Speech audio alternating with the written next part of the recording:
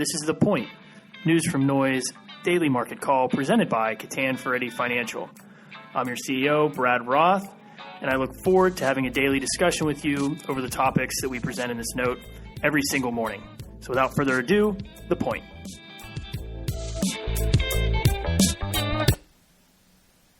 All right, and welcome to The Point. Cameron, it is a beautiful Friday here in Pittsburgh. I know I'm going to take a half a day and play some golf. Unfortunately, you're going to have to work all day, but you give me some news, bud.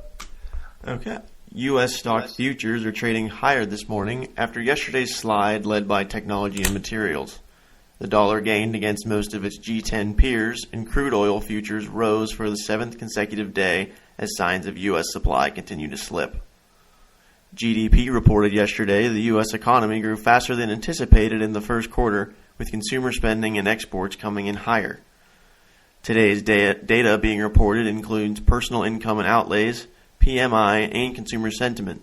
Most eyes are on inflation with the PCE deflator, as analysts expect these numbers to have slowed in growth.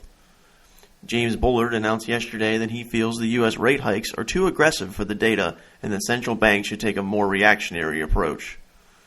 Nike beat earnings expectations yesterday as the company announced plans to forge a closer relationship with shoppers as they move to sell on Amazon and Instagram. Equities in Europe bounced back after the biggest sell-off since September as consumer and technology companies rallied. The Stoxx 600 Europe index rose 0.4%, making up for losses in chemical makers and banks. Bayer fell 4.2% as it expects an earnings hit from its Brazilian crop science business. The euro and pound both saw a small dip of 0.3% and 0.2% respectively after a recent gain saw the euro reach its highest level since the Brexit vote. Bondholders in Europe are in danger due to the nature Europeans are financing their cars. They're vulnerable to drops in used vehicle prices because more and more drivers are leasing vehicles and trading them in for new models. And we may be entering the world of electric cars faster than we think, as Enel Spa is investing nearly 300 million euros to install about 12,000 recharging stations across Italy, with sites as high as 30,000, including hotels and restaurants. The MSCI Asia Pacific Index fell 0.5% after seeing gains of 15% over the past 2 quarters, while Japan's TOPIX dropped 0.8% to hold its quarterly gain at 6.6%.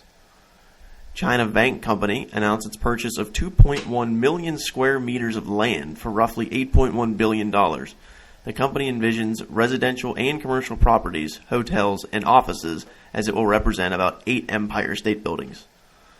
In relation to the electric car market, China and Japan will greatly benefit from a large production of electric cars as they are already prepared to produce millions. And lastly, Libya is expected to increase its oil output almost 1 million barrels a day over the next few days, as OPEC has no plans to discuss deeper supply cuts. So, Brad, what do you see here going on today? Well, it sounds like there's a lot going on in the electric car market. There is. Yeah, but no, I have a couple of things on my mind, really. So, first, we had talked about yesterday James Bullard speaking, and I think central banks taking a more reactionary approach is the absolute opposite thing they need to do. They need to tell people what their plan is. They need to be transparent. Market participants and the economy needs to be able to understand and have an expectation of where interest rates are. You know, leaving us in the dark is not the best course of business. But GDP reported yesterday, economy is growing, but the market really took a hit yesterday, bouncing back this morning.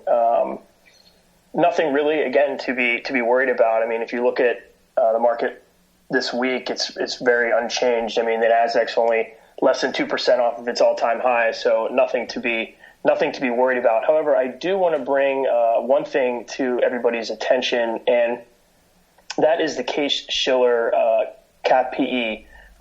It is trading at 30x. Normally, it should be trading around 10x in a normal market.